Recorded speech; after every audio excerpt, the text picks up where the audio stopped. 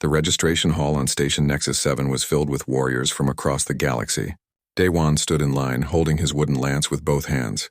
Around him, aliens of every shape and size carried weapons that glowed with energy or shimmered with impossible metals. Some weapons floated beside their owners. Others pulsed with contained power that made the air vibrate. He looked down at his lance. It was made from ash wood, aged for 7 years, treated with natural oils and shaped by hand. The surface was smooth from hours of polishing.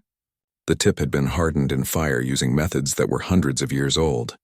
To him, it was perfect. To everyone else in the hall, it looked like a stick he had picked up from the ground. The first laugh came from behind him. Daewon did not turn around. He knew what was coming. More laughter joined in, spreading through the hall like ripples on water. Clicking sounds came from the insect warriors. Musical chimes came from the crystal beings. Deep rumbling sounds came from species he could not even name. They were all laughing at him. A massive figure pushed through the crowd. Commander Thalric stood nearly 3 meters tall. His forearms were thick with muscle. His reptilian skin was covered in ceremonial armor that had never been scratched in battle. 2 of his hands held energy blades that hummed with power. The blades were made from starcore alloy, a material that took his civilization 8,000 years to perfect. The metal was supposed to be unbreakable. Thalrix looked at Daewon and smiled, showing rows of sharp teeth. He spoke in the common tongue that all species used for communication. His voice was loud enough for the entire hall to hear. "Is this a joke?" Thalrix asked. "Did the humans send you here as entertainment? That is not a weapon. That is firewood." The crowd erupted in louder laughter. Some warriors bent over, unable to control themselves. Others pointed at Daewon and spoke to their companions in languages he did not understand. He knew they were all saying the same thing. The human with the wooden stick was the funniest thing they had seen in years. Daewon kept his face calm. He had expected this. In fact, he had planned for it. He bowed slightly to Thalrix, a gesture of respect from his culture. Thalrix looked confused, then laughed even harder. He bows. The primitive bows to his superior. Thalrix raised all 4 arms in triumph. "Tell me, human, when your stick breaks against real armor, will you bow again before I send you home in shame?" Before Daewon could respond, a woman pushed through the crowd. Hana was his childhood friend and one of the few humans working on the station. She worked as an engineer and helped with diplomatic relations. Her face was red with anger and embarrassment. "Commander Thalrix," Hana said, trying to keep her voice steady, "Daewon is a qualified materials engineer with multiple degrees. He has studied advanced physics and traditional combat techniques. He has every right to participate in the trials." Thalrix waved one hand dismissively. "Education means nothing without proper tools. Look around, human. Every warrior here carries weapons forged from materials your species cannot even dream of creating. Your friend carries a tree branch." More laughter. Hana opened her mouth to argue, but Daewon gently touched her arm. He shook his head slightly. There was no point in arguing. Words would not change their minds. Only action would do that. An older woman appeared at Daewon's side. Ambassador Yoon was the head of Earth's diplomatic mission to the Galactic Council. She had white hair and tired eyes. She had spent 20 years watching other species treat humanity like children who had accidentally wandered into a room full of adults. "Daewon," she said quietly, "please reconsider. You do not have to do this. Every species in the galaxy is watching the trials. When you fail, and I say when because that weapon cannot possibly work, it will be another humiliation for our people. We already have enough of those." Daewon looked at the ambassador with respect. He understood her concern. Humanity had joined the galactic community 50 years ago. In all that time, they had been treated as the weakest, most primitive species. Every human who left Earth carried that shame with them. Ambassador Yoon had carried it longer than most. "Ambassador," Daewon said softly, "I have discovered something the galaxy has overlooked. I cannot prove it with words. I can only prove it with action. And if you are wrong," the ambassador asked. "Then I will accept the consequences," Daewon said. "But I am not wrong. The mathematics do not lie." Ambassador Yoon looked at him for a long moment. Then she sighed and stepped back. She could not stop him. No one could. He had followed all the rules, submitted all the proper forms, and paid the registration fees. He had every right to participate, even if it would end in disaster. The registration process continued. One by one, warriors stepped forward to have their weapons scanned and logged into the system. Energy readings were recorded. Material compositions were analyzed. Weight and balance were measured. When Daewon's turn came, the registration official, a being that looked like a floating jellyfish, actually paused. "Wood," the official said, its voice coming from a translator device. "Your weapon is made of organic plant matter." "Yes," Daewon confirmed. "I have been registering weapons for 300 years, the official said. "This is the first time anyone has brought wood to the trials of supremacy. Are you certain this is not a mistake?" "I am certain," Daewon said. The official made a sound that might have been a sigh. It completed the registration and handed Daewon a confirmation token. The token would allow him to participate in the exhibition matches the next day.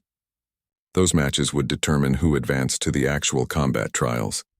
That evening, Daewon returned to his small quarters on the station. The room was basic, with a sleeping platform, a small desk, and a storage locker. He opened the locker and looked inside. 20 wooden lances, identical to the one he had carried, stood in neat rows. Each one had been crafted with the same care, using the same methods, from wood that came from the same batch of trees. They represented months of work. Hana arrived a few minutes later. She entered without knocking and sat down heavily on the only chair in the room. She looked exhausted. "The betting networks are going crazy," she said. "Did you know they are taking bets on how quickly your lance will break? The most popular bet is under 5 seconds. Daewon smiled slightly. He selected one lance from the locker and examined it carefully, checking the grain of the wood, feeling the weight and balance. Everything was perfect. "Why do you have so many?" Hana asked, pointing at the locker. "If this is going to work like you say, you only need one." "Each lance can only be used once," Daewon explained. "The technique destroys the weapon. The wood cannot survive the resonance effect." Hana stared at him. For months, she had supported his research because she trusted him, but even she had doubts. The idea seemed impossible. Quantum-stabilized star-core alloy was the hardest substance known to galactic science. Weapons made from pure energy could barely scratch it. How could wood, simple organic wood, possibly penetrate it? "Explain it to me again," Hana said. "Not the mathematics, just the basic idea. How does this work?" Daewon set the lance down gently. He had explained this many times, but he understood why she needed to hear it again. The logic seemed to go against everything they had been taught about material science. "Star-core alloy is strong because of quantum-locked molecular bonds," he said. "Those bonds hold the material together at the subatomic level. They are incredibly stable. Almost nothing can break them." "Almost," Hana repeated. "Almost," Daewon confirmed. "Every quantum system has a resonance frequency. If you hit that exact frequency, the bonds become unstable. They collapse. The problem is that most materials vibrate at the wrong frequencies. Metals are too rigid. Energy weapons actually stabilize the bonds instead of disrupting them. But wood is different," Hana said slowly. "Wood is different," Daewon agreed. "The grain structure, the natural fibers, the way they are arranged when wood impacts at high speed. It vibrates at exactly the right frequency. For just a microsecond, that is enough. The quantum bonds collapse and the material fails." "And the wood breaks too," Hana said. "The wood breaks too," Daewon said. "But the alloy breaks first." They sat in silence for a while. Outside the small window, stars moved slowly past as the station rotated. Somewhere out there, on thousands of worlds, billions of beings were watching and waiting for the trials to begin. Most of them would be watching to see the human fail. To see the primitive with his wooden stick get humiliated in front of the entire galaxy. Daewon was not worried. He had done the calculations hundreds of times. He had tested the principle in laboratories on Earth. He had trained for months with masters of traditional Korean martial arts, learning the exact techniques needed to deliver a perfect strike. The mathematics promised success. The testing confirmed it. Tomorrow he would prove it to the galaxy, or he would fail and humanity's shame would deepen. But he did not believe he would fail. The science was sound. The technique was perfected. All that remained was the demonstration. "Get some sleep," Hana said, standing up. "Tomorrow is going to be a very long day." After she left, Daewon lay down on the sleeping platform. He did not expect to sleep much. His mind was too active, reviewing every detail, every calculation, every movement he would need to make. But eventually, exhaustion took over. He dreamed. The exhibition arena was massive. It could hold 50,000 spectators, and today every seat was filled. Beings from hundreds of species had come to watch the warriors demonstrate their weapons against standardized targets. The targets were blocks of different materials arranged from weakest to strongest. The final target was always Starcore alloy, the ultimate test of any weapon's power. Daewon watched as warrior after warrior took their turn. A crystalline being fired beams of concentrated light that melted through steel like butter. A warrior covered in mechanical parts used plasma cutters that left glowing lines through reinforced titanium. Commander Thalrix himself demonstrated his energy blades, slicing through multiple layers of composite armor with casual ease. Each demonstration was impressive. Each warrior received applause and cheers from the crowd. The holographic displays showed detailed readouts of energy levels, cutting power, and material penetration. Commentators analyzed every performance, comparing weapons and techniques. The betting networks updated their odds constantly. Finally, the announcer called Daewon's name. The sound in the arena changed immediately. The cheers turned to laughter and mocking calls. The announcer himself seemed to struggle with keeping his voice professional. Next, we have Daewon, representing Earth and the human species. His weapon is wood, organic plant material. This is a first in the 300-year history of the trials. The laughter grew louder. Daewon walked to the center of the arena, carrying his wooden lance. The bright lights made the weapon look even more primitive. There were no glowing edges, no humming energy fields, no floating mechanisms. Just shaped wood, smooth and simple. A floating platform brought the standard target to him. It was a block of mid-grade Starcore alloy, about the size of a large book. This was the target that every warrior had to attempt. Most weapons could at least scratch it. Advanced weapons could dent it. Only the very best could actually cut into it. Daewon examined the target carefully. He walked around it, studying it from different angles. This was not for show. He needed to see the exact position, the height, the way the light reflected off the surface. Every detail mattered for what he was about to do. In the crowd, Hana sat forward in her seat. Her hands gripped the armrest tightly. Next to her, Ambassador Yoon had her eyes closed. She could not watch. In the human section, about 200 humans who worked on the station or nearby ships sat in uncomfortable silence. They all knew this would end badly. Daewon took his stance. It was a traditional Korean spear stance, unchanged for hundreds of years. His left foot forward, his right foot back. His body turned at an angle. The lance held low, both hands gripping it firmly but not tightly. He breathed slowly, deeply, exactly as Master Taesu had taught him. For a moment, the arena grew quieter. Something in Daewon's stance and the way he held himself suggested this was not going to be the comedy show everyone expected. He looked too calm, too focused, too confident. But then someone in the crowd shouted a joke and the laughter started again. Daewon moved. His legs drove forward, his hips rotated, his shoulders followed, and his arms extended in one smooth, explosive motion. Every part of his body contributed to the strike. The lance moved so fast it blurred. The wooden tip hit the Starcore alloy block dead center. The wooden tip shattered on impact. Splinters flew in all directions. The lance broke apart in Daewon's hands, leaving him holding only the back half of a ruined weapon. The Starcore alloy block sat on its platform, completely undamaged, without even a scratch on its surface. The arena exploded with laughter and jeering. Warriors of every species pointed and shouted. The holographic displays showed the moment of impact from multiple angles, each replay showing the complete failure of the wooden weapon. The announcers could barely speak through their amusement. Commander Thalrix stood up in his section and raised all four arms in a gesture of mock celebration. His voice boomed across the arena. "This is the most pathetic display I have witnessed in 1,000 years. The human brought a stick to a weapon demonstration. This is not a warrior. This is a comedian." More laughter. More mockery. In the human section, many people put their heads down or covered their faces. The shame was overwhelming. This would be replayed on every news network across the galaxy. Humanity's attempt to participate in the trials had ended in complete humiliation. Ambassador Yoon opened her eyes and looked at Daewon in the arena. He stood there, still holding the broken lance, surrounded by splinters of wood. She expected to see shame or anger or disappointment on his face. Instead, he looked calm, almost satisfied. Daewon bowed to the judges and walked off the arena floor. The laughter followed him all the way out. The announcer was already calling the next warrior, Eager to move past the embarrassing display, the betting networks declared all bets resolved. The human had failed even faster than predicted. 2 hours later, Hana found Daewon in his quarters. She burst through the door, her face red with emotion. She was ready to yell, to demand explanations, to ask why he had put them all through that humiliation. But the words died in her throat when she saw him. Daewon sat at his small desk writing notes in a datapad. He looked up when she entered and smiled. Actually smiled. Like nothing bad had happened. Like he had not just become the laughingstock of the entire galaxy. "What are you doing?" Hana asked, her voice shaking. "Why are you smiling? Do you understand what just happened? That footage is being broadcast to billions of worlds right now. We are the joke of the galaxy." "The demonstration went exactly as planned," Daewon said calmly.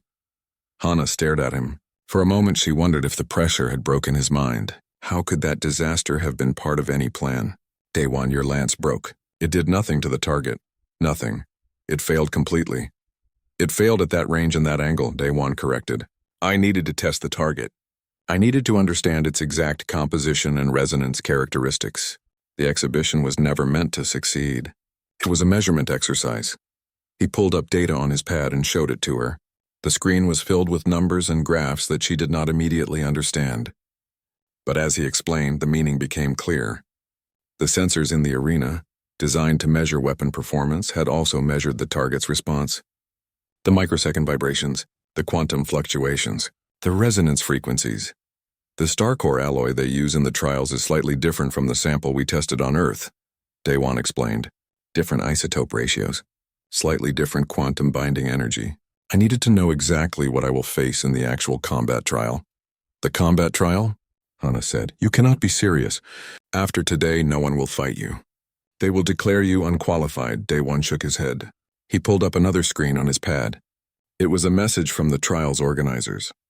Hana read it and felt her stomach drop. The organizers, amused by what they called the most entertaining failure in trials history, had decided to make an exception.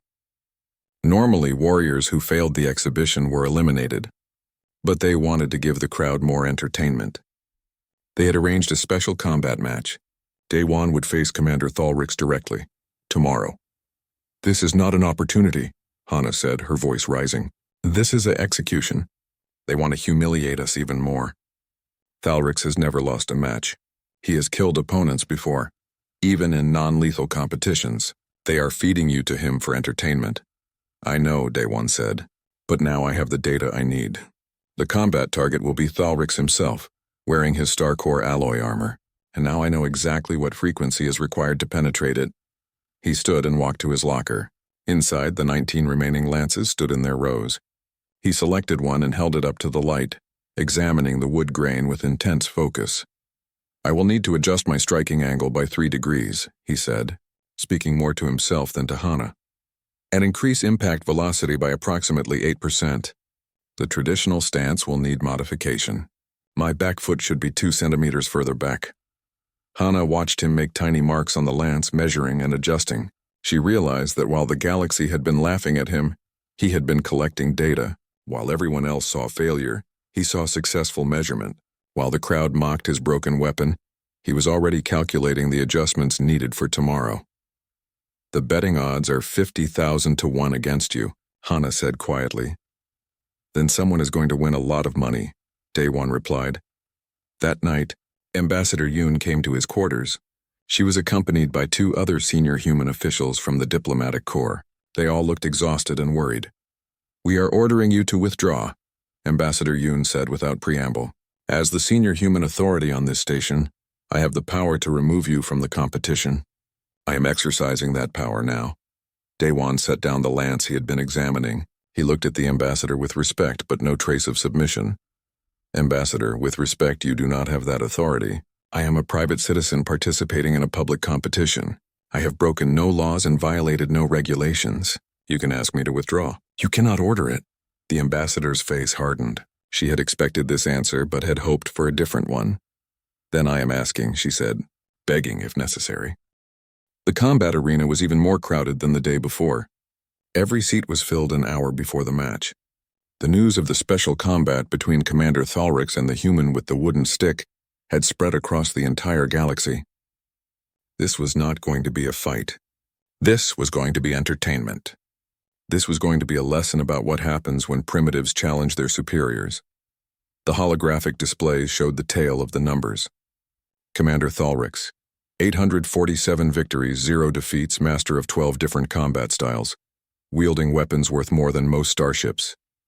Day 1, 0 competitive matches, holding a wooden stick, representing a species that most of the galaxy considered barely capable of space travel.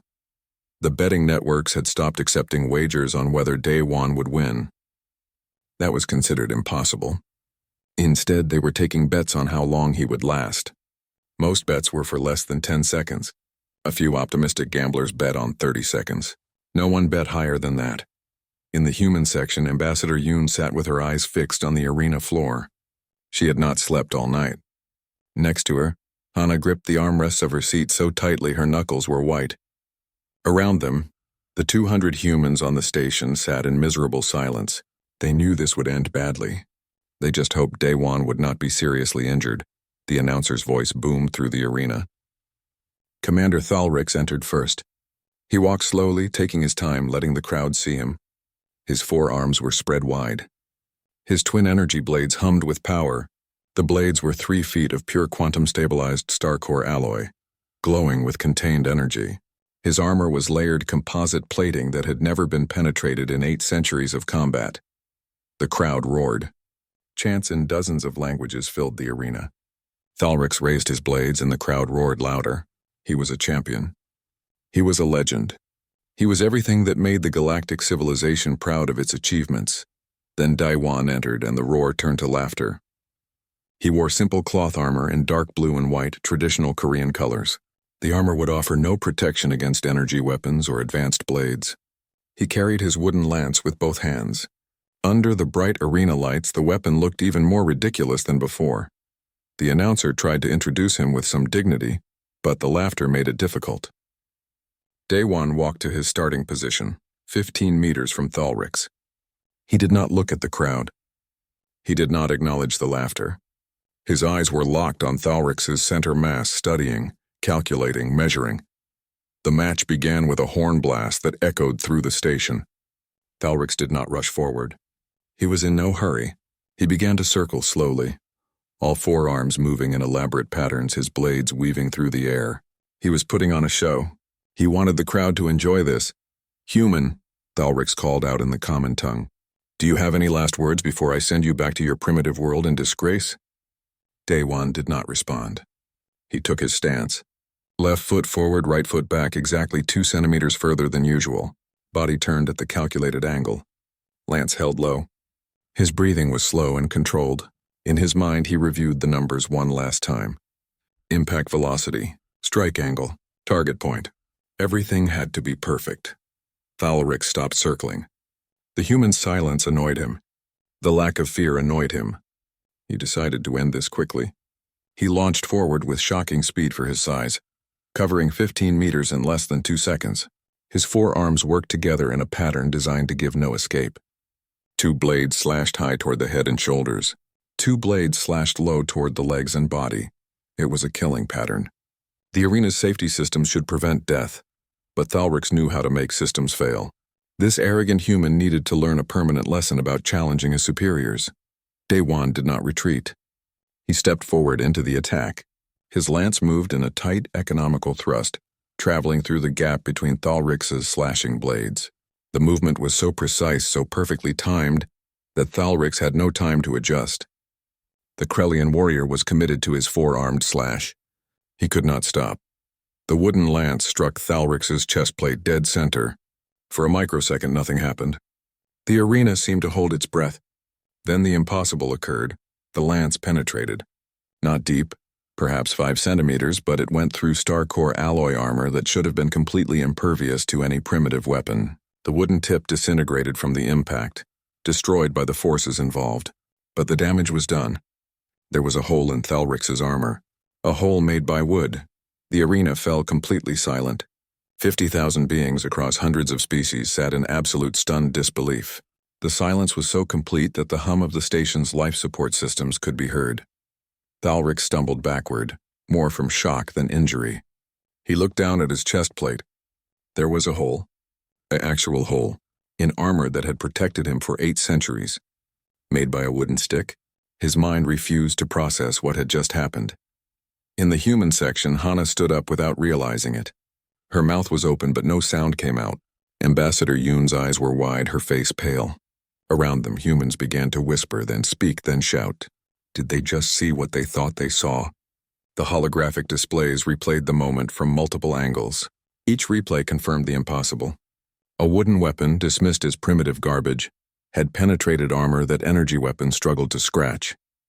The sensor readings showed quantum bond collapse at the molecular level. The science was undeniable. Somehow, impossibly, it had worked. On the arena floor, Daewon calmly discarded the ruined lance. He walked to a small rack he had brought to his starting position and selected a second lance. He checked the wood grain carefully, testing the weight. Then he assumed his stance again, ready to continue. The shock on Thalrix's face transformed into pure rage. His roar echoed through the arena, a sound of fury that caused several species with sensitive hearing to clutch their ears in pain. No one had ever penetrated his armor. No one had ever made him look foolish. And certainly no one from a species as pathetic as humanity had ever touched him in combat. Thalrix abandoned all pretense of showmanship. He attacked with everything he had. All 4 arms moved in a blur of strikes. His blades cut through the air so fast they left visible distortions. He was no longer trying to win a match. He was trying to kill. Daewon shifted into pure defense. He moved constantly, never staying in one place, using footwork and positioning to stay just out of range. When he had to block, he used his lance to redirect the energy blades rather than meet them head-on. Each parry destroyed a portion of his wooden weapon, splinters flying with each impact.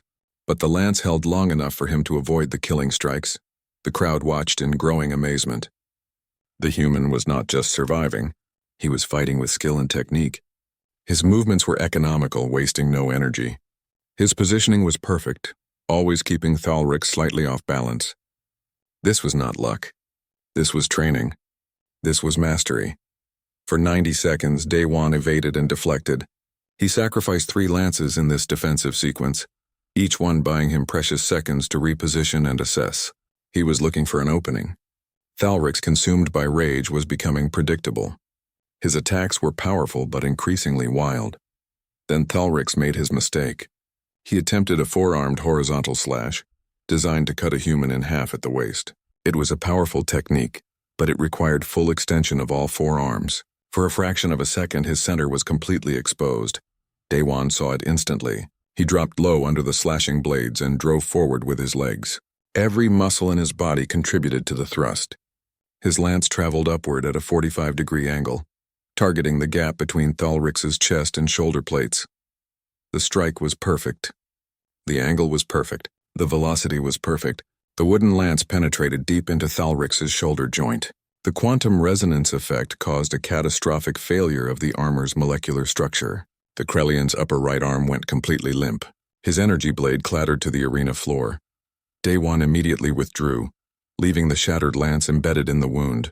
He retreated to create distance, ready to continue if necessary. But the match was effectively over. Thalrix could not fight properly with only 3 functional arms. More importantly, the wound was serious enough that continuing would risk permanent damage. The match officials finally reacted. Energy barriers snapped into place between the 2 combatants. Medical drones swarmed into the arena. The horn sounded 3 times the signal that the match was over due to disabling injury. The announcer's voice shook as he made the declaration. The words seemed impossible even as he spoke them. Daewon, the human warrior with the wooden lance, had won by technical knockout. Commander Thalrix, undefeated in 8 centuries, had lost. For 10 full seconds, the arena remained in absolute silence. 50,000 beings tried to process what they had just witnessed. It should have been impossible. The mathematics of material science said it could not happen. 8 centuries of combat experience said it could not happen. Everything they knew about technology and warfare said it could not happen, but it had happened. They had all seen it. The sensor data confirmed it.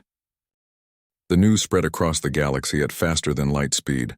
Within minutes of the match conclusion, footage was being replayed on billions of screens across thousands of worlds. Commentators struggled to explain what had happened. Scientists demanded access to the sensor data. Military leaders called emergency meetings. The impossible had occurred, and everyone needed to understand how. Daewon was immediately taken to a secure medical facility, not because he was injured, but because station security recognized that he had become the most valuable person on the station. The secret of the wooden lance was suddenly worth trillions of credits. Multiple species wanted access to him. Some came with offers of wealth and position. Others came with threats poorly disguised as warnings. The human delegation quarters were surrounded by media representatives from across the galaxy. Ambassador Yoon found herself fielding hundreds of requests for interviews, statements, and explanations. The ambassador, who had spent 20 years being ignored, suddenly had every major power in the galaxy demanding her attention. In the station main research laboratory, a team of scientists examined the remains of Daewon's broken lances and the fragments of Thalric's damaged armor. The lead researcher was Dr. Yoonji, a human materials physicist who had been working on the station for 3 years. She was one of the few humans with high-level clearance in the galactic scientific community. The alien scientists on the team initially refused to believe her analysis. She explained that the wooden lance worked through quantum harmonic resonance. The natural grain structure of the wood vibrated at exactly the frequency needed to destabilize the quantum bonds in star-core alloy. For just a microsecond, but that was enough. A crystalline scientist whose species had studied materials science for 10,000 years declared it impossible. They had analyzed every possible attack vector against star-core alloy. Wood was too soft, too weak, too primitive. Dr. Yoonji replied calmly that this was exactly why they missed it. They assumed that harder materials were always better. They never considered that the solution might involve exploiting quantum harmonics with a softer, more flexible material. She pulled up the sensor data from the match and displayed it on holographic screens. The numbers were undeniable. At the moment of impact, the wood grain created vibrations at a specific frequency.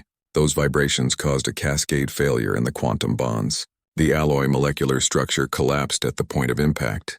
The effect lasted only a microsecond before the wood itself was destroyed, but that was long enough for penetration. The alien scientists studied the data in silence. Everything in their education, their experience, their entire understanding of materials science said this should not work, but the evidence was right in front of them.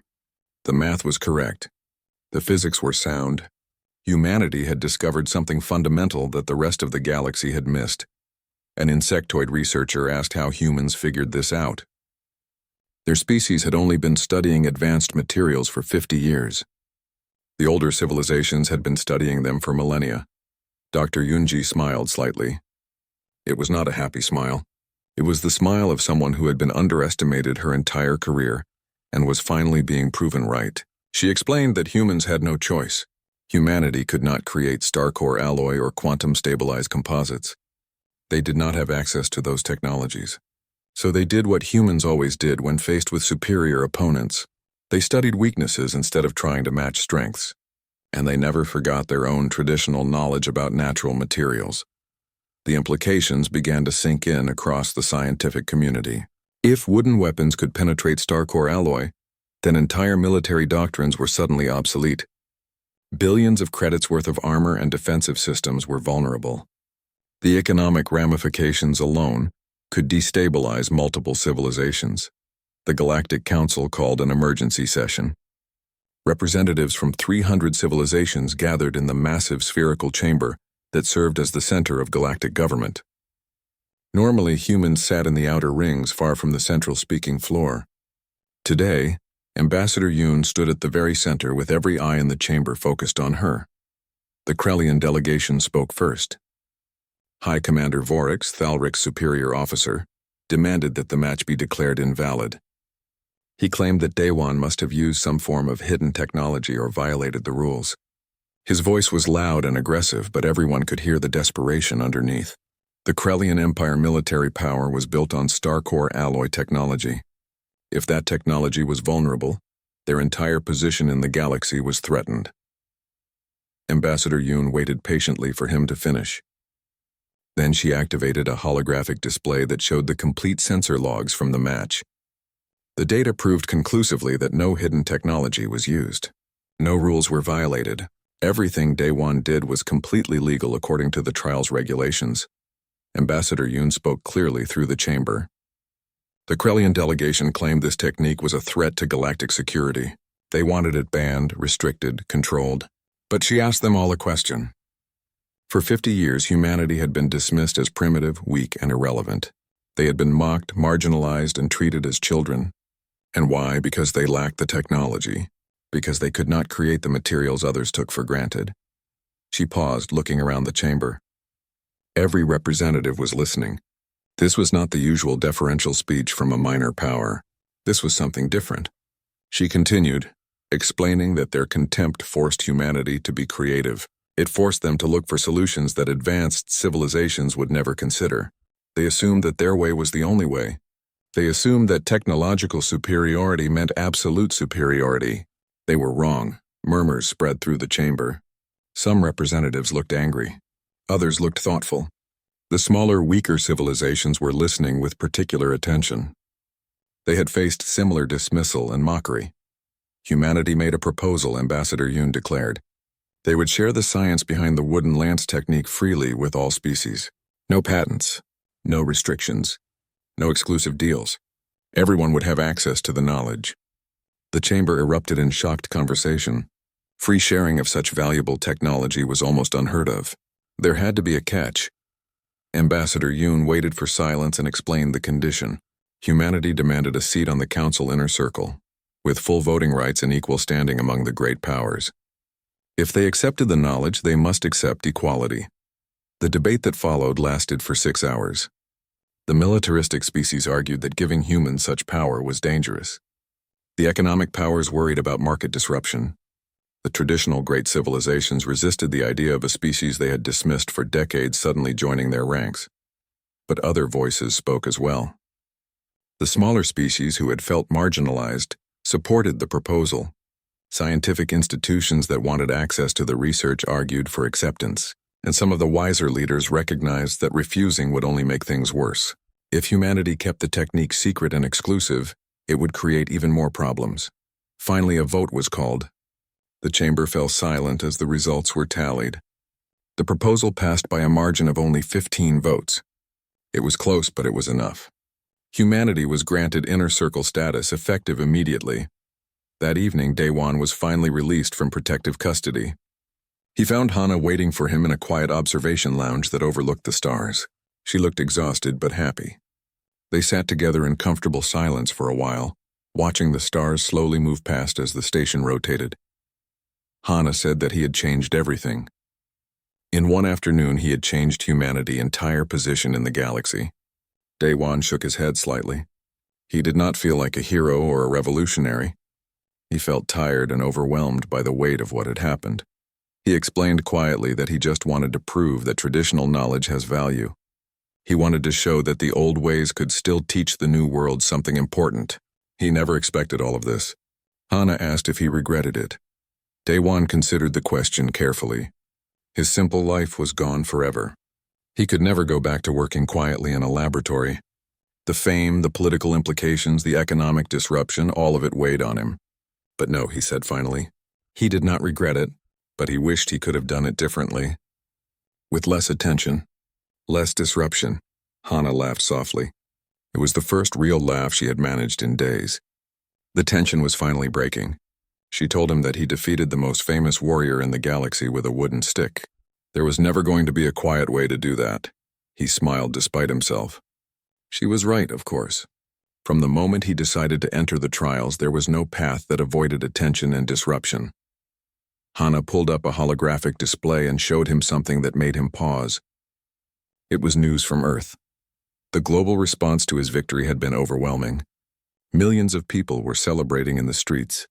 Universities were receiving record applications for materials science and traditional martial arts programs. Young people everywhere were suddenly interested in learning about their cultural heritage. Hana showed him another file. 5 years had passed since the wooden lance pierced star core alloy. The galaxy had changed in ways both expected and surprising. Research papers on quantum harmonic resonance filled scientific journals across 300 worlds. Universities that once dismissed human researchers now competed to recruit them. Young humans inspired by Daewon's example poured into material science and traditional martial arts programs. The military implications proved less dramatic than many feared. While the wooden lance technique could penetrate Starcore alloy, practical application required years of training, precise conditions, and weapons that destroyed themselves with each use. Most species concluded that traditional defenses, when properly layered and maintained, remained effective. But the psychological impact was immense. The galaxy's greatest powers could no longer assume their technological advantages were absolute. Day One had become something he never intended to be: a teacher. In the hills outside Seoul, he established the Academy of Harmonic Combat. The facility blended traditional Korean architecture with advanced research laboratories. Students came from across humanity and increasingly from other species as well. The curriculum was unique. Morning sessions focused on traditional martial arts unchanged for centuries: footwork, breathing, stance, and weapon handling using methods perfected through generations. Afternoon sessions dove into quantum physics, molecular engineering, and materials science. Students had to master both the art and the science. Day One insisted that neither alone was sufficient. Among the students was a young woman named Subin. She was the granddaughter of Master Tae-Soo, the craftsman who had taught Day One. She arrived at the academy with her grandfather tools and notebooks, artifacts that Day One treasured more than any galactic medal he had received. Subin proved to be a natural, combining her grandfather's traditional knowledge with her own talent for physics. But not all students were human. 3 Krellian warriors sent by Commander Thalrix himself trained alongside humans. A pair of crystalline beings from a species known for rigid thinking struggled with the fluid concepts of traditional martial arts. Even a cybernetic collective mind sent a representative, curious about how organic beings achieved such precise results through intuition and training. The presence of alien students at a human academy would have been unthinkable 5 years ago. Now it was simply accepted. Humanity elevation to the Galactic Council inner circle had changed more than just political status. It had changed how other species viewed humans. They were no longer amusing primitives. They were colleagues, partners, equals. Ambassador Yoon, now officially High Ambassador, used her elevated position to advocate for other marginalized species. She argued that the wooden lance incident proved a crucial point. Advancement was not linear. Civilizations at different development levels could contribute unique perspectives. A species might be primitive in one area while advanced in another. She proposed a complete restructuring of how the Council evaluated member civilizations. Instead of a strict hierarchy based on technology level, she advocated for a merit-based system that valued different forms of knowledge.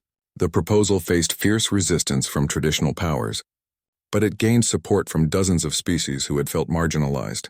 Hana, who had taken a position as a council advisor, worked behind the scenes to build coalitions. She leveraged humanity's newfound respect and the practical demonstration that dismissing primitive knowledge was strategically foolish. Slowly, incrementally, the political landscape shifted. A breakthrough came when a species called the Vrel revealed unique insights. They were aquatic beings long dismissed because their water-based civilization developed differently than standard technological pathways. But they had discovered revolutionary methods of energy transmission through fluid dynamics. Their techniques could transform faster than light travel.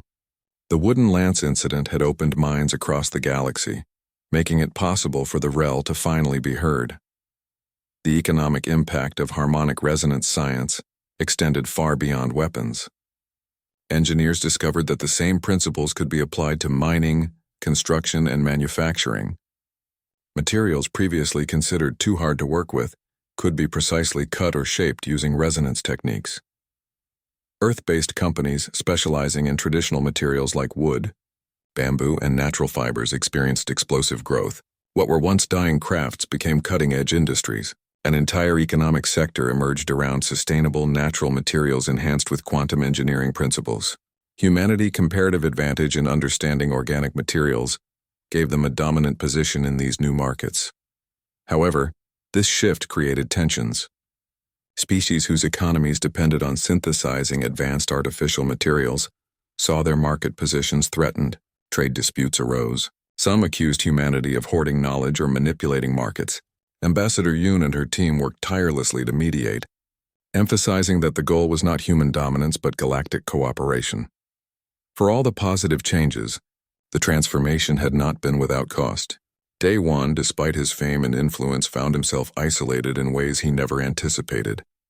His relationship with his family became strained as they struggled with his celebrity status.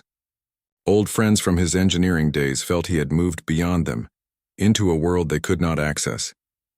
He received death threats from extremist groups, human supremacists who wanted him to weaponize his knowledge exclusively for Earth, alien factions who viewed him as a threat to the established order.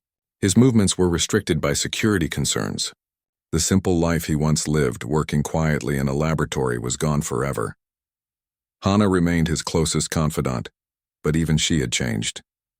The political machinations of the council had hardened her, made her more calculating and less idealistic.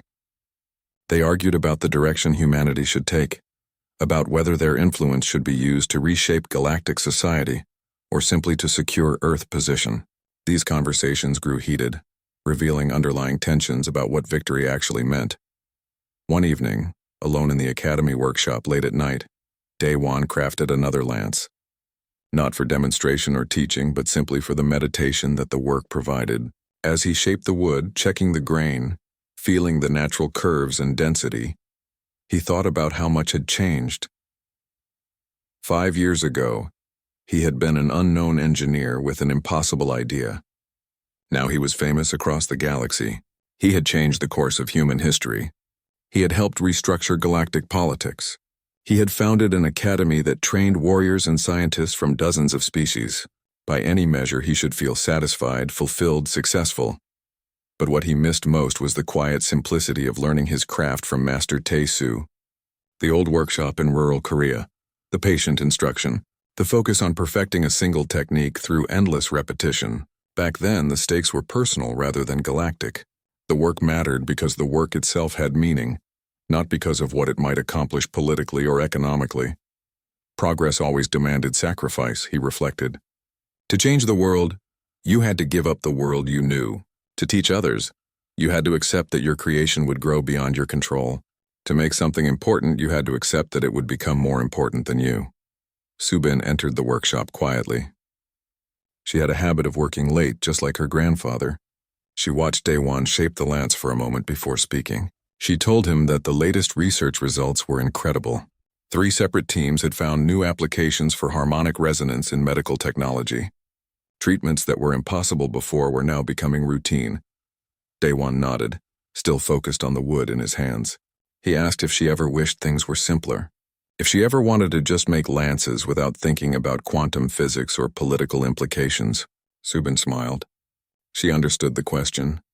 Her grandfather had felt the same way sometimes.